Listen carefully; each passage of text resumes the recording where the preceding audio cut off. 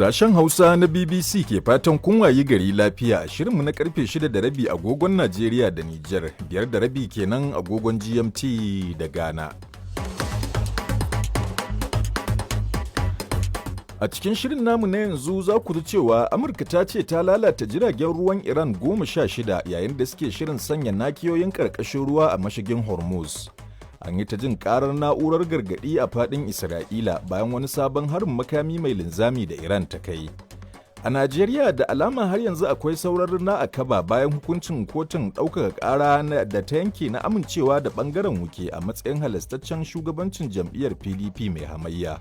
Wa'anda aka ce an ba jam'iyya sun amince shugaban ƙasa shine ɗan takararsu ba shugaban ƙasar da PDP za ta tsaida ba shugaban ƙasar APC to ka gaba wa PDP kenan. Ita hukumar zaɓe tana amfani ne da hukuncin kotu yau in sun gane gaskiya sun ce za su zo mu tafi ai kofar mu a buɗe take. Har wa yau a cikin shirin muna tafa da rahoto na musamman kan gobarar da aka samu a baya-bayan nan a jihar Kano da ta janyo asarar biliyoyin nairori a wasu kasuwanni.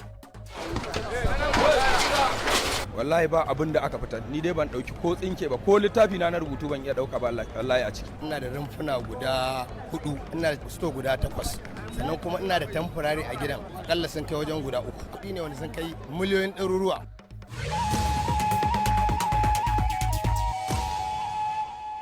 To muna tafa da dukkan waɗannan har ma da ƙarin wasu rahotanni a cikin shirin amma da farko sai a gyara zama don shan labaran duniya. Ni ne Imam Saleh. Rundunar sojin Amurka ta ce ta lalata jiragen ruwan Iran 16 da ke sanya nakiyoyin ƙarƙashin ruwa a mashigin Hormuz, wata hanya mai muhimmanci ta fitar da kashi 20 na makamashin da ake amfani da shi a duniya. US Central Command posted video footage showing several Wakilin ships. BBC ya ce bataliyar rundunar sojin Amurka da ke gabas ta tsakiya ta wallafa wani bidiyo da ke nuna yadda ake kaiwa jiragen hari tare da lalata su. Wannan ya zo ne bayan da shugaba Trump ya gargaɗi Iran game da sanya nakiyoyi a mashigin na Hormuz da zummar hana zirga-zirgar jiragen ruwa. Kafin hakan fadar White House ta karyata batun rakiyar wasu jiragen ruwa masu ɗauke da mai ta mashigin da sakataren makamashin ƙasar Chris Wright ya wallafa cewa sojojin ƙasar sun yi. An yi ta jin kuwar na'urar gargaɗi a faɗin Isra'ila bayan wani sabon harin makamai masu linzami da Iran ta kai, wanda gidan talabijin ɗin ƙasar ta bayyana a matsayin mafi muni tun soma yakin. Isra'ila ta ce garkuwar tsaron sararin samaniyar ta kakkaɓo makamai da dama. Rundunar juyin juya halin Iran ta ce ta kai har ne kan wata cibiyar sadarwa ta tauraron ɗan Adam a Haifa, a arewacin Isra'ila da kuma sansanonin soja da dama. Ta kuma yi kirarin kai hari kan wasu sansanonin sojin Amurka da ke yankin na gabas ta tsakiya, ciki har da a Kurdistan da ke Iraki da kuma Bahrain. An kuma rawaito wasu hare-hare a haɗaɗɗiyar daular Larabawa da Saudi Arabia. Iran's strategy of spreading the war to America's allies. Wakilin BBC ya ce dabarar Iran ta yada yakin har zuwa kasashen da ke ɗasawa da Amurka na matuƙar yin tasiri ga tattalin arzikin duniya. To shugaban 'yan sandan Iran ɗin ya yi gargaɗin cewa za a ɗauki duk wanda aka gani yana zanga-zangar nuna ƙin jinin gwamnatin ƙasar a matsayin abokin gaba. Ahmad Reza Radan ya ce a shirye jami'ai suke su hukunta duk wani ɗan koren ƙasashen waje a wani shagube da yi wa Amurka da Isra'ila. A halin yanzu dai wasu Iraniyawa da ba sa goyon bayan gwamnati da suka samu aiko wa BBC saƙonninsu sun ce sun gaji da jin ƙarar har-haren bama-bamai.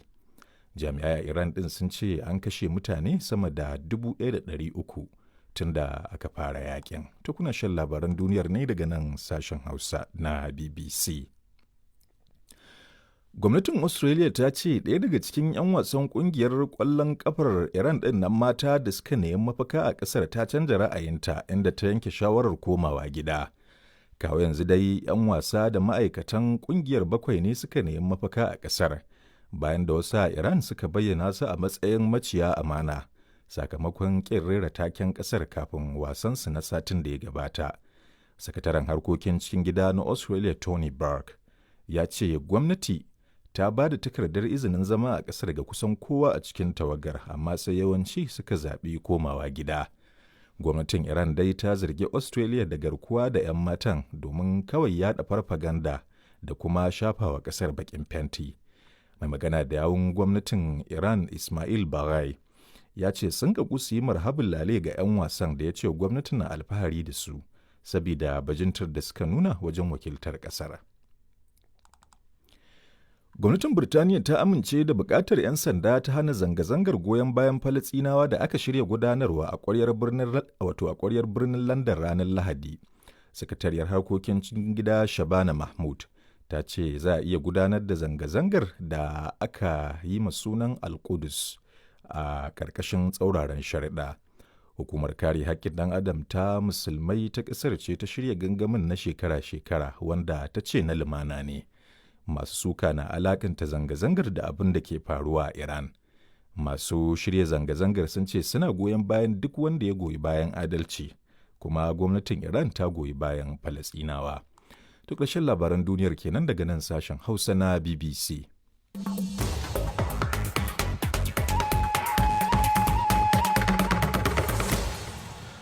To yanzu kuma sai rahotanni inda kamar yadda watakila aka ji a labaran duniyar rundunar sojin Amurka ta ce ta lalata jiragen ruwan yakin Iran da nakiyoyin ƙarƙashin ruwa har 16 a kusa da mashigin Hormuz, hanya mai muhimmanci ga jigilar makamashi a yankin gabas ta tsakiya. Wani sako da shugaba Trump ya wallafa a shafukan sada zumunta ya yi barazanar ɗaukar ƙwararan matakan soja akan Iran idan har ta kai hari a yankin. Tehran dai ta sha alwashin hana jigilar mai ta tekun yankin na gabas ta tsakiya. Ga fasar rahoton David Willis. Kashi 20 cikin 100 na man da ake jigila a duniya baki ɗaya na wucewa ne ta mashigar Hormuz, kuma tuni matakin rufe ta ya janyo tashin farashin man a Amurka. A wani saƙo da ya wallafa a shafinsa na sada zumunta, shugaba Trump ya yi gargaɗin cewa Iran za ta ɗanɗana farmakin soji mafi muni idan har ta ƙi janye nakiyoyin da ta dasa a yankin. Daga baya rundunar sojan Amurka ta ce ta tarwatsa jiragen yaƙi na ruwa da Iran ke amfani da su wajen dasa nakiyoyi a mashigar, tare da wallafa wani bidiyo da ke nuna yadda makaman Amurka ke jira a kan jiragen ruwan na Iran. Fadar White House dai ta ce dama can shugaba Trump ya yi tunanin Iran za ta iya ɗaukar wannan mataki na kawo cikas ga jigilar mai a duniya, kuma ya tsara hanyoyin daƙile yunkurin nata. Ta kuma bayar da tabbacin cewa rundunar sojan Amurkan ta yi nisa wajen zakulo hanyar jigilar man zuwa kasashen duniya ba tare da samun tangarɗa ba. To a gaida Badamasi Abdulkadir Muktar da fassarar rahoton David Willis. To a Najeriya da alama har yanzu akwai saurar na akaba bayan hukuncin da kotun ɗaukaka ƙara ta ƙasar ta yanke na amincewa da ɓangaren wuke a matsayin halastaccen shugabancin jam'iyyar PDP mai hamayya. Cacar baki dai ta biyo bayan kiran da tsohon shugaban majalisar dattawan ƙasar Bukola Saraki ya yi, inda ya buƙaci dukkan ɓangarorin da ba sa ga maciji da juna da su haƙura da ɗaukaka ƙara su mayar da hankulansu wajen shirya babban taron jam'iyyar da zai haɗa kawunansu don tunkarar zaɓukan 2027. Ga rahoton Muslim Muhammad Yusuf. Sanarwar wadda tsohon shugaban majalisar dattawa sanata Abubakar Bukola Saraki ya fitar a shafinsa na Facebook ya shawarci dukkan bangarorin da ke kirarin shugabancin jam'iyyar su karbi hukuncin da kotun ta yanke idan har suna son komai ya tafi musu daidai da yadda hukumar zaɓe ta ƙasar INEC ta tsara. Haka kuma sanarwar tasa ta ƙara da cewa ci gaba da zuwa kotun kolin da bangaren shugabancin PDP ke cewar zai ɗauka ƙara kan hukuncin. Hakan zai shafi shirye-shiryensu a zaben 2027, inda ya ce a yanzu kamata ya yi su mayar da hankali wajen haɗa kawunan 'yan jam'iyyar don ganin an shirya babban taron su na ƙasa, sannan a samar da sabon shugabancin jam'iyya da zai kalubalanci jam'iyya mai mulki. To ko me bangarorin shugabancin PDP da ke jayayya da juna ke cewa kan wannan batu? Honorable Haruna Muhammad Jangudo shine sakataren yada labaran jam'iyyar ta PDP bangaren shugabancin Abraman Muhammad da ke samun goyon bayan Yesa Muke. Ya ce Sarakin ya yi magana a kan gaba. Wannan ya zo mana daidai kamar yadda muke tsammani, domin duk abin da aka ce ba a yi shi bisa doka ba, to lallai ba abu ne mai ɗorewa ba. Mun ɗauki matakai ne na shirye-shirye wajen gudanar da dukkan abubuwa wadda kotun ƙarƙashin alkali Justice Omotosho ya ce sai an yi su kafin a gudanar da wannan babban taro. To amma su ɗayan ɓangaren suna maganar za su tafi kotun koli Ku wani shiri kuka yi yanzu na tunkarar wannan kalubale? A to za mu jira sai lokacin da suka je. Idan suka je abin da suka rubuto aka kawo mana mu kuma sai mu ga wani irin shiri za mu. Ita hukumar zaɓe mai zaman kanta tana amfani ne da hukuncin kotu. Hukuncin kotu kuma a rana mai kamar ta yau ta ayyana ta umarci hukumar zaɓe da ta yi mu'amala da shugabanci na rikon ƙwarya ƙarƙashin jagorancin Abdulrahman Muhammad da Sanata Samuel Anyawu. Yau in sun gane gaskiya sun ce za su zo mu tafi ai kofar mu a buɗe take. Sai dai shugabancin jam'iyyar ta PDP ƙarƙashin barista Tanimu Kabiru Taraki cewa suke haƙƙinsu suke nema. Sanata Umar Tsauri ɗaya ne daga cikin kwamitin amintattu na jam'iyyar ta PDP. Wato babu wanda bai san a yi sasanci, amma mutumin da ya gwada ma cewa shirye yake ya kashe jam'iyyar. To idan ka ce a yi sasanci da shi, to nami shugabancin da ake so a yi yanzu ba wanda zai tsaya takara a PDP ko kansila ne. Wa'anda aka ce an ba jam'iyya sun amince akan cewa lalle shugaban ƙasa shine ɗan takararsu. Ba shugaban kasar da PDP za ta tsaida ba. A'a, shugaban kasar APC. To kaga ba wa PDP kenan. To kaga tsakanin da Allah wannan ai ba adalci ba.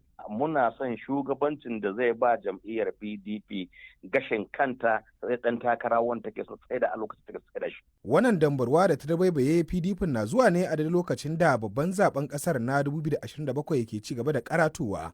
Sannan kwanaki kaɗan ya rage hukumar zaben kasar INEC ta rufe damar gudanar da zaben shugabancin jam'iyyu.